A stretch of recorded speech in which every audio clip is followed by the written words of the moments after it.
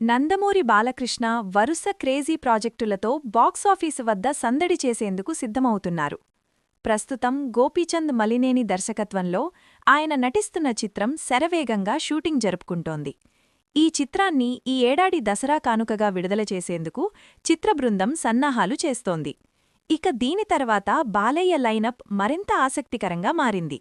సితారా entertainments బ్యానర్పై హరీష్ శంకర్ దర్శకత్వంలో బాలకృష్ణ ఒక భారీ సినిమా చేయనున్నారు. ఈ క్రేజీ కాంబినేషన్ 2027 సంక్రాంతి రేసులో నిలిచే అవకాశముందని సినీ వర్గాల సమాచారం. మరోవైపు వైవిధ్యమైన కథాంశాలతో ఆకట్టుకునే యువ దర్శకుడు వివేక్ ఆత్రేయతోనూ బాలయ్య ఒక సినిమా చేయబోతున్నారు. మైత్రి మూవీ మేకర్స్ నిర్మించనున్న ఈ చిత్రం కూడా 2027లోనే ప్రేక్షకుల ముందుకు రానుంది. మాస్ డైరెక్టర్లతో పాటు క్లాస్ మేకింగ్కు పేరుగాంచిన దర్శకులతో బాలయ్య చేస్తున్న ఈ ప్రయోగాలు నందమూరి అభిమానుల్లో భారీ అంచనాలను పెంచుతున్నాయి.